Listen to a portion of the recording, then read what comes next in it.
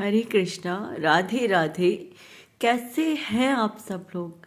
मुझे उम्मीद है आप सभी लोग बहुत अच्छे होंगे, खुश होंगे और अपनी लाइफ में बहुत ही अच्छे से एंजॉय कर रहे होंगे। और हमारे राधे कृष्णा जी की कृपा, हमारे बिहारी जी की कृपा आप सभी पर खूब जम जम के बरस रही होगी, खूब भर भर के बरस रही होगी। और बरसेगी भी क्यों नहीं, आखिर हमारे बिहारी जी हमसे इतना प्रेम जो करते हैं, है ना। हमारे बिहारी जी हमसे बहुत अधिक प्रेम करते हैं। और इसी के साथ वीडियो का एंड तक ज़रूर देखिएगा। वीडियो को लाइक शेयर एंड सब्सक्राइब ज़रूर से कीजिएगा and stay connected and let's continue. से बोलिए आप सभी मेरे साथ, राधे राधे। प्रेम से बोलिए राधे राधे। राधे कृष्णा। चलिए आगे बढ़ते हैं।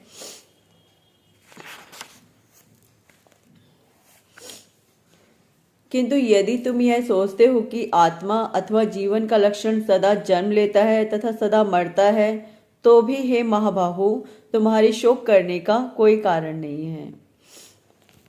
पहली बात तो एक छोटी सी ना, बहुत छोटी सी बात मैं समझाती हूँ आपको कि इस जगत में सब आत्मा ही तो हैं। आप, मैं, हम सभी क्या हैं? अगर हमारी प्यारी सी ब्यूटीफुल सी फैमिली भी लगाई जाए तो ये सोल है ना, सारी सोल फैमिलीज है ना। और जो सोल हैं तो फिर क्या है, सभी आत्मा ही तो है ना। अब जब आत्मा ही है सभी और सभी ही आत्मा है, तो शोक करने का कारण किसके लिए है? कौन किसके लिए यहाँ पर फिर शोक कर रहा है या किस कारण से शोक किया जा रहा है?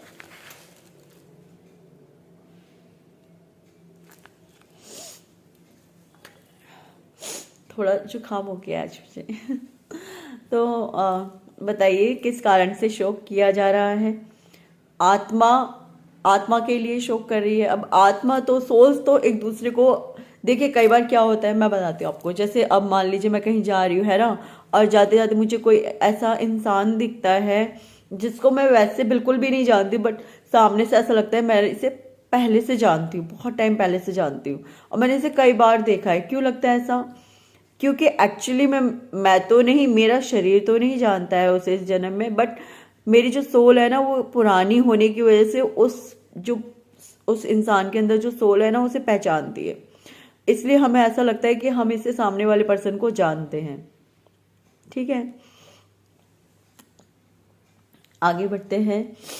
किंतु यदि तुम यह सोचते हो कि आत्मा अथवा जीवन का लक्षण सदा जन्म लेता है और सदा मरता है, अगर तुम ये सोचते भी हो कि जैसे एक व्यक्ति है जो उसकी आत्मा है, वो मरती है जन्म लेती है, मरती है जन्म लेती है, तो भी हे महाबाहु, तुम्हारे शोक करने का कोई कारण नहीं है।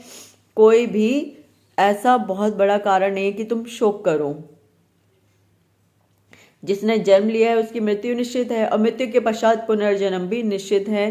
अतः अपने अपरिहार्य कर्तव्य पालन में तुम्हें शोक नहीं करना चाहिए। अब जिसने जन्म लिया है अवश्य ही उसकी मृत्यु तो होगी होगी। अब उसमें शोक करने जैसा कोई कारण है ही नहीं। इस पृथ्वी पर आने के बाद कोई भी चीज अगर स्थिर है तो ऐसा है ही नहीं। सब चीज परिवर्तनशील है। इंसान जन्म लेता है, बालक शिशु के रूप में वह जन्म लेता है, धीरे धीरे बड़ा होता है, बालक होता है, धीरे धीरे और बड़ा होता है, किशोर होता है, किशोर से वो युवा होता है और युवा से धीरे धीरे धीरे धीरे वृद्ध अवस्था तक आता है। और फिर एक नई दिन उसका जो शरीर है वो वहीं पर ही संपन्न होता है। क्योंकि शरीर की एक अवस्था आने पर, अब आप एक बुक को लगा लीजिए, बुक है, एक समय आने पर उसके पेपर क्या होते हैं, अपने आप ही निकलने शुरू हो जाते हैं ना उस बुक में से, है ना। और जबकि उस बुक में हम क्या कर रहे हैं, सिर्फ पढ़ ही तो रहे हैं, रीडिंग ही तो कर रहे हैं, तब भी उस बुक के पेज अपने आप बाहर निकलने शुरू हो जाते हैं। क्यों? पेपर ही तो है। पेपर एक ना एक दिन तो बाहर निकलने शुरू हो जाए, पेपर एक ना एक दिन तो खराब होगा ही होगा ना। चलिए इसकी दूसरी अपोजिट में हम किसी खाने की चीज़ को ले लेते हैं। किसान ने फसल बोने के लिए बीज डाले सबसे पहले, ठीक है, बीज डाला गया। बीज डालने के बाद फसल धीरे धीरे उसने पहले धीरे धीरे क्या, ज़मीन में ही उसने ग्रो करना शुरू किया थोड़ा थोड़ा। लेकिन जैसे ही वो थोड़ा ग्रो हुआ, उसने बाहर उसका अंकुर फूटा। जब वो अंकुर फूटा, धीरे धीरे धीरे धीरे उसने ग्रो करना शुरू किया। एक टाइम आने के बाद वो फसल बढ़ गई, फसल बढ़ने के बाद उसको काट लिया गया, काटने के बाद उसको आगे बेचा गया खाने वगैरह के लिए। फिर जब वो खाने के लिए इस्तेमाल हुई, यूटिलाइज हुई, तो अब कुछ लोग खरीद के ले गए अपने घर और उन्होंने उसकी सब्जी बनाई नहीं, सब्जी बनी नहीं, जिस वजह से वो पड़े पड़े ही सड़ गई। गेहूं में भी घुन लग जाता है पड़े पड़े। तो हर चीज का अंत निश्चित है, चाहे वो खाद्य पदार्थ हो, चाहे किसी का शरीर हो। अब होने को तो हमारा शरीर भी खाद्य पदार्थ ही, अब अगर माने तो कोई ढंग से, है ना।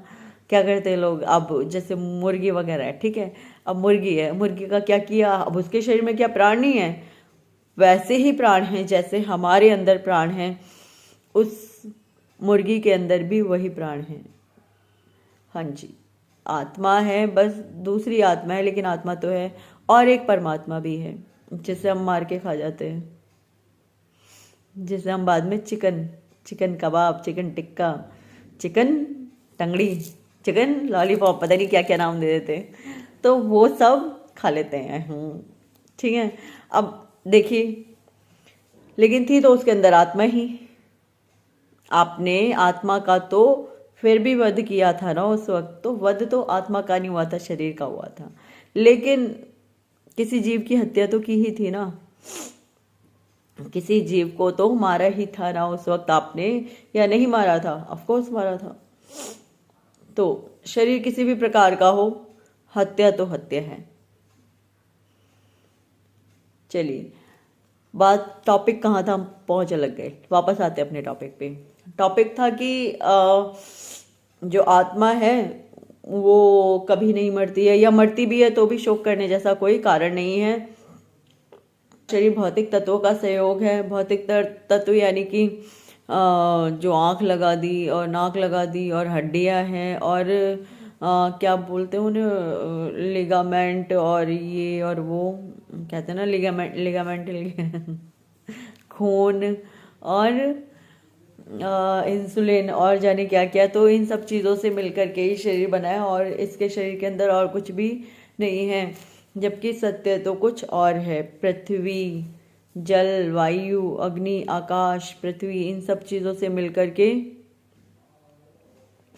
हमारा शरीर बना हुआ है, 5 तत्वों से मिलके, है ना। अग्नि तो लेकिन लोग क्या कहते हैं, अब लोग कहते हैं हड्डियों का बना हुआ है ना, खून का है, मांस है, ये सब है।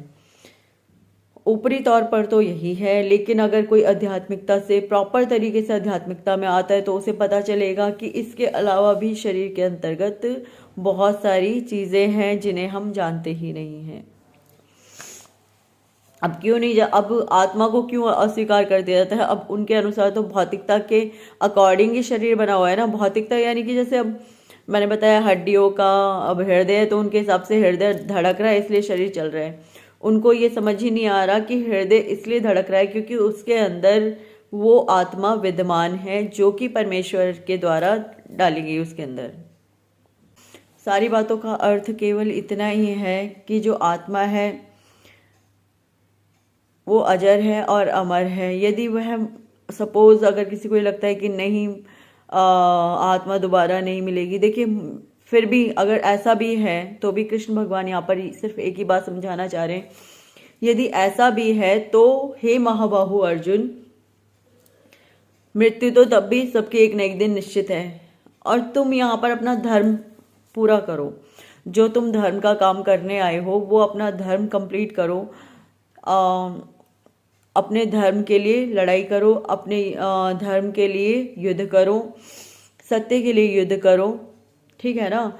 तो यहाँ पर कृष्ण भगवान उसको यही समझाना चाह रहे हैं कि एक बार को यदि सपोज आत्मा मरती भी है, तुम्हें ऐसा लगता है कि नहीं आत्मा मर जाएगी, वो दोबारा नहीं मिलेंगी मुझसे, तो सपोज अगर ऐसा है भी तो मृत्यु तो तब भी होनी ही होनी है सबकी एक न एक दिन। आज नहीं होगी, कुछ दिनों बाद हो जाएगी। और जब मृत्यु होनी ही है सबकी, तो तुम किस बात का शोक लेकर के बैठे हो? ऐसा तो है नहीं ना कि तुम आज नहीं मारोगे तो कल भी इनकी मृत्यु नहीं होगी। मृत्यु तो जब होनी होगी तब होगी अपने निश्चित समय पे।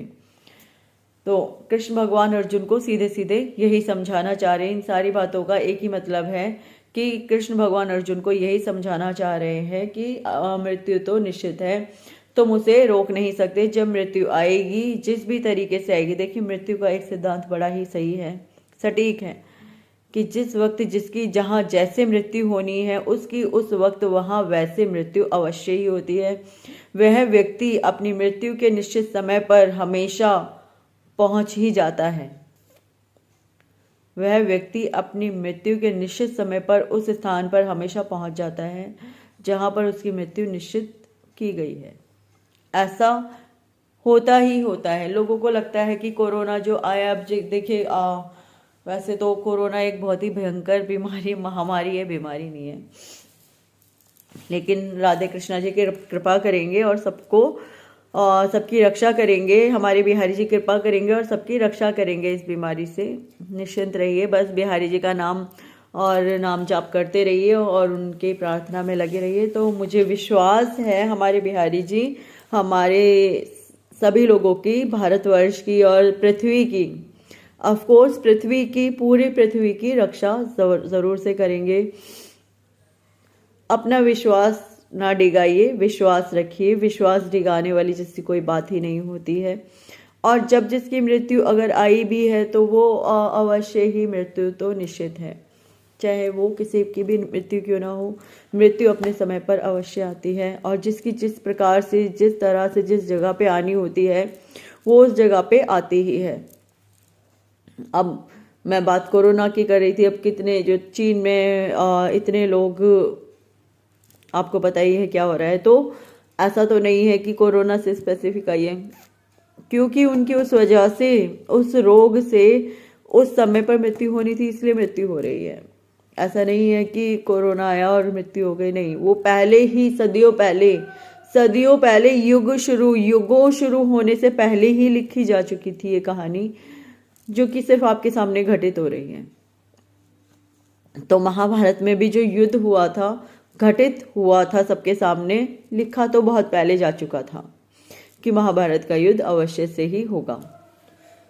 तो यही बात कृष्ण भगवान समझाना चाह रहे हैं अर्जुन को, और साथ ही साथ हम सभी को भी उन्होंने ये बात समझाने की पूरी भरपूर कोशिश की है कि आप बेवजह मृत्यु से घबराइए मत।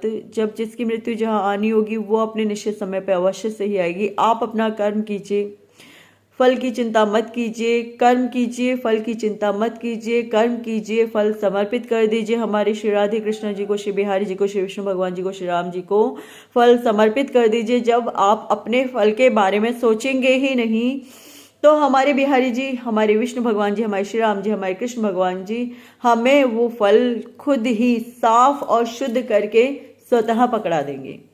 आपको अपने फल की चिंता करने की, अपने फल की ज़्यादा चिंता करने की कोई ज़रूरत ही नहीं है, क्योंकि फल तो मिलेगा। ऐसा है नहीं कि कर्म किया और फल ना मिले। हर कर्म की एक प्रतिक्रिया होती है, हर क्रिया की एक प्रतिक्रिया होती है। यदि क्रिया की है तो प्रतिक्रिया भी होगी, प्रतिक्रिया हुई है तो फल भी निश्चित है। लेकिन अब अगर हमने फल समर्पित नहीं किया हमारे श्री भगवान के चरणों में, हमारे श्री राधे कृष्णा जी के चरणों में, श्री बिहारी जी के चरणों में, श्री विष्णु भगवान जी के चरणों में, श्री राम जी के चरणों में, यदि हम अपना फल समर्पित नहीं करते हैं तो डियर वो फल हमें कुछ अशुद्ध रूप में प्राप्त होगा, कुछ इस प्रकार से प्राप्त होगा कि जो उसका अशुद्ध रूप है ना वो हमें प्राप्त होगा। लेकिन यदि चाहे हम अच्छे फल कर रहे हैं, देखिए बुरे फल तो मैं कहूँगी नहीं कि आप उन्हें समर्पित करना, क्योंकि बुरे फल तो वो खुद भी नहीं स्वीकार करेंगे ना। लेकिन हाँ, बुरे फलों को भी वो तब स्वीकार कर लेंगे जब आप अपने अंतःकरण को शुद्ध करके उनसे प्रार्थना करेंगे कि मैं अब दोबारा ऐसी गलती नहीं करूँगा या करूँगी, अब आप मेरे ये बुरे फल भी स्वीकार कीजिए। तब वो आपके उन बुरे फलों को भी स्वीकार करेंगे और आपको अपनी शरण में अच्छे से ले लेंगे। और फिर जो आपके वो, देखिए बुरे कर्मों का ना, मैं आपको एक छोटी सी बात समझाती हूँ। जो बुरे फल है ना उनका कर्म तो हमें भोगना पड़ता है, ऐसा नहीं है कि आप अपने कर्मों को नहीं भोगोगे। लेकिन होता क्या है, जब हमारे श्री राधे कृष्ण जी, हमारे बिहारी जी हमारे साथ में होते हैं ना, तो जो वो हमारे फल होते हैं ना बुरे कर्मों के भी, तो उसमें हमें इतनी परेशानी नहीं होती भोगने में। क्या होता है, जैसे उन्होंने हमारे बुरे कर्मों का हमें फल दिया, तो तो उस कंडीशन में उन बुरे कर्मों के फल की वजह से, जैसे अब लोगों की तो रातों की नींद तक उड़ जाती है, बीमारी हुई तो इस हद तक हो जाती है, लोग उठ नहीं पाते, मतलब कई सारी चीज़ें, कई कंडीशंस ऐसी हो जाती है कि लोग अपने बुरे कर्मों के फलों की वजह से निस्तेराबूद हो जाते हैं, कहने का मतलब खत्म, मतलब ऑलमोस्ट खत्म, सारी चीज़ें बेकार हो जाती हैं। लेकिन यदि सपोज अब इंसान प्राणी सुधरना चाहता है, वो कहता है कि हे ईश्वर मैं सुधरना चाहता हूँ या मैं सुधरना चाहती हूँ, आप मेरे बुरे कर्मों को स्वीकार कीजिए और मेरे उन कर्मों के फलों को भी स्वीकार कीजिए और मुझे इस पाप पुण्य के खेल से मुक्त कीजिए। मेरे सारे पाप कर्म, मेरे सारे पुण्य कर्म मैं सब आपको समर्पित करता हूँ, करती हूँ, और मैं जितने भी मेरे पाप पुण्य के कर्म हैं मैं सब समर्पित करके उनके फलों को भी आपको समर्पित करता हूँ, करती हूँ।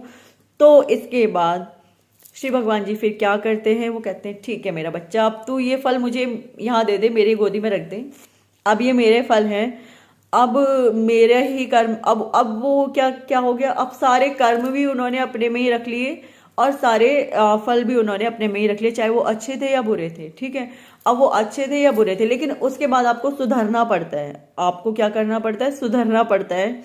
अब वापस से उन गलतियों को नहीं दोहरा सकते हो, अब आपको उसके बाद सुधरना होगा। ऐसा नहीं है कि आपने वहां पे तो भगवान जी से माफी मांग ली लेकिन वही कर्म रिकंटिन्यू कर दिए, वापस से उन्हीं कर्मों को एज इट इज करना स्टार्ट कर दिया, ऐसे नहीं होगा। आपको क्या करना होगा, उन कर्मों को वहां पर रोकने के बाद आपको उन कर्मों को वहीं स्टॉप करना होगा और वहीं से ही अच्छे कर्म करने प्रारंभ करने होंगे। अच्छे कर्म, हर प्रकार से अच्छे कर्म करना, लोगों के लिए भला करना, लोगों के लिए भला सोचना, लोगों के साथ कुछ भी गलत ना करना और सभी के लिए प्रेम भाव रखना।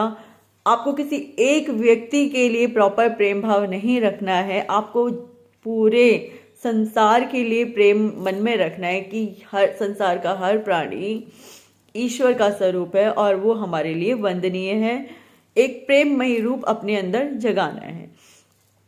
अब इसके बाद क्या होगा, जब आप ये अपने अंदर सोचेंगे, अपने अंतःकरण में सोचेंगे, तो फिर आप उसके आगे से अच्छे कर्म करना स्टार्ट कर देंगे।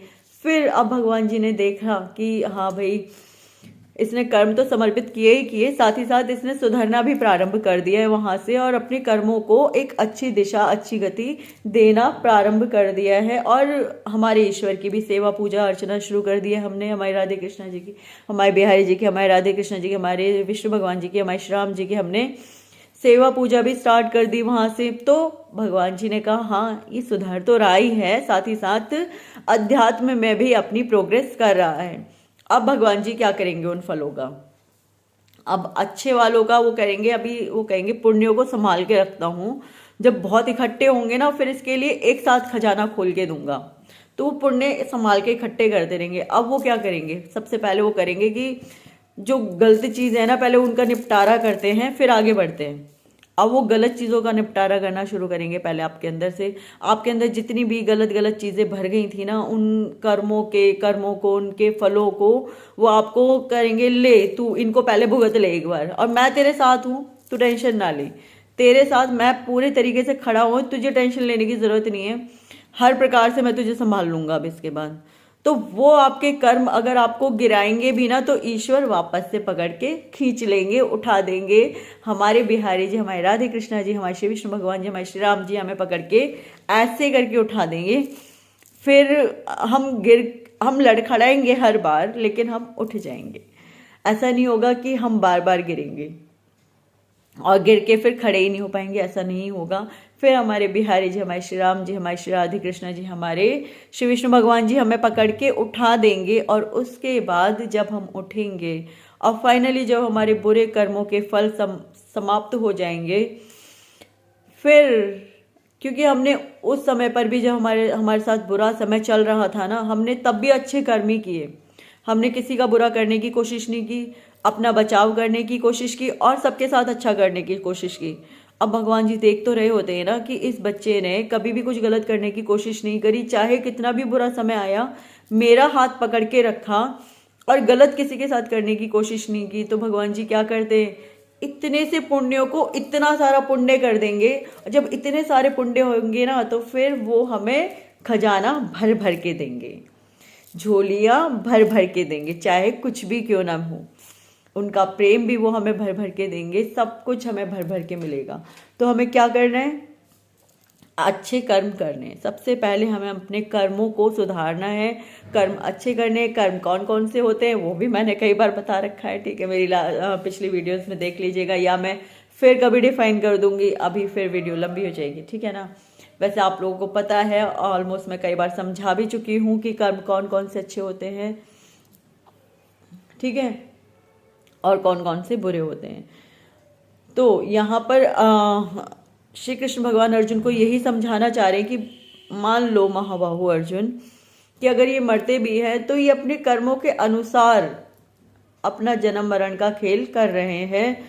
तुम्हें इसमें बीच में पड़ने की आवश्यकता नहीं है। जिसकी जब मृत्यु होगी वो तो होगी होगी, तुम्हें टेंशन लेने की जरूरत है ही नहीं कि अब ये मरेगा या वो मरेगा। जिसकी जिस समय मृत्यु होनी निश्चित है उसकी उस समय मृत्यु अवश्य से होगी, तुम्हें टेंशन क्यों लेनी है भाई। तो इसी प्रकार से जब जिसकी मृत्यु निश्चित है, मैं पहले ही बोला इस चीज को कि जब जिसकी मृत्यु निश्चित है उसकी मृत्यु अवश्य से ही हो जाएगी। और शोक तो देखो थोड़ा बहुत मैं समझ सकती हूँ, होता है, आई अंडरस्टैंड कि भाई अगर कोई अपना प्रिय हमसे बिछड़ता है या कोई भी ऐसी कंडीशंस अप्लाई होती है तो दुख तो होता है, आई अंडरस्टैंड वेरी वेल। लेकिन अब मान लो जैसे किसी की डेथ हो जाती है सपोज, ठीक है, या फिर कोई हमसे दूर हो जाता है, तो उसमें हम क्या कर सकते हैं। किसी की डेथ होती है तो वहाँ पर आप भगवत गीता करवाइए उस जगह पे, उसकी आत्मा की शांति के लिए और उसकी आत्मा की ग्रोथ के लिए भगवत कथा का पाठ कर, भगवत गीता का पाठ करवाइए, भगवत कथा का पाठ करवाइए, जिससे कि उसकी आत्मा की ग्रोथ होगी और वो जल्द से जल्द मुक्ति प्राप्त कर सकेगी उसकी आत्मा, ठीक है। सपोज कोई हमें छोड़ के वैसे चला जाए तो आप अगर ईश्वर में लगे हुए हैं, ईश्वर में रमे हुए हैं, आपको वो दुख इतना सताएगा ही नहीं, वो दुख इतना परेशान करेगा ही नहीं कि आप बिल्कुल, ठीक है। तो आपको मेरी बात अच्छे से समझ में आ गई होगी। मैं फिर से इन श्लोकों को दोहरा देती हूँ। किंतु यदि तुम यह सोचते हो कि आत्मा अथवा जीवन का लक्षण सदा जन्म लेता है तथा सदा मरता है, तो भी हे महाबाहु तुम्हारे शोक करने का कोई कारण नहीं है। क्यों कारण नहीं है कोई भी, ये भी मैंने समझा दिया। जिसने जन्म लिया है उसकी मृत्यु निश्चित है। जिसने जन्म लिया है वो अवश्य ही मरेगा और मृत्यु के पश्चात पुनर्जन्म भी निश्चित है, और मृत्यु के पश्चात दोबारा से जन्म होगा ये भी निश्चित है। हाँ, यदि किसी की मुक्ति हो जाए तो जन्म तो होता है, लेकिन आध्यात्मिक लोक में होता है, पृथ्वी लोक में नहीं होता या और अन्य लोकों में नहीं होता है। जो आध्यात्मिक लोक होते हैं, यदि किसी की मुक्ति हो जाती है, तो मैंने पहले भी बताया था, यदि किसी की मुक्ति होती है तो ऐसा नहीं है कि भगवान जी आए और आत्मा उसके अंदर घुल गई, कृष्णा जी के अंदर घुल गई, ऐसे नहीं होगा। अब भगवान जी आएंगे, जिसकी मुक्ति होती है जिस आत्मा की, उस आत्मा को अपने साथ लेके वो अपने लोक चले जाते हैं और वहाँ पर उसे एक नया स्वरूप प्रदान किया जाता है। उसके लिए वहाँ पर सब कुछ, सारी व्यवस्थाएं होती हैं, लेकिन कार्य क्या मिलता है उसे करने के लिए? अपने प्रभु, हमारे ईश्वर, हमारे श्री राधे कृष्णा जी, हमारे श्री बिहारी जी, हमारे श्री विष्णु भगवान जी, श्री राम जी की हमें सेवा प्रदान की जाती है। वहाँ पर हमें कोई अन्य भौतिक कार्य करने के लिए नहीं दिया जाता है। हमारे ईश्वर की, हमारे भगवान जी की हमें सेवा प्रदान कर दी जाती है और फिर वहाँ उस आध्यात्मिक लोक में रह करके हम केवल अपने प्रभु की सेवा करते हैं, अपने प्रभु का स्मरण करते हैं, अपने प्रभु का ध्यान करते हैं और बस वही सब करते हैं, ठीक है। तो मुझे लगता है कि आपको अच्छे से समझ आ गया होगा। अतः अपने अपरिहार्य कर्तव्य पालन में तुम्हें शोक नहीं करना चाहिए। यानी कि वहाँ पर उसका कर्तव्य पालन क्या था? धर्म युद्ध करना था, उसका कर्तव्य पालन ये था, तो उसे वहाँ पर शोक करने का कोई भी बड़ा कारण नहीं था। मुझे लगता है कि आपको समझ आया होगा। नहीं कुछ समझ आया होगा तो आप प्लीज़ मुझसे कमेंट बॉक्स में ज़रूर से पूछ लीजिएगा, और शर्माते हो तो फिर आपकी मर्ज़ी है। बाकी मैंने अपनी तरफ से पूरा समझा दिया है।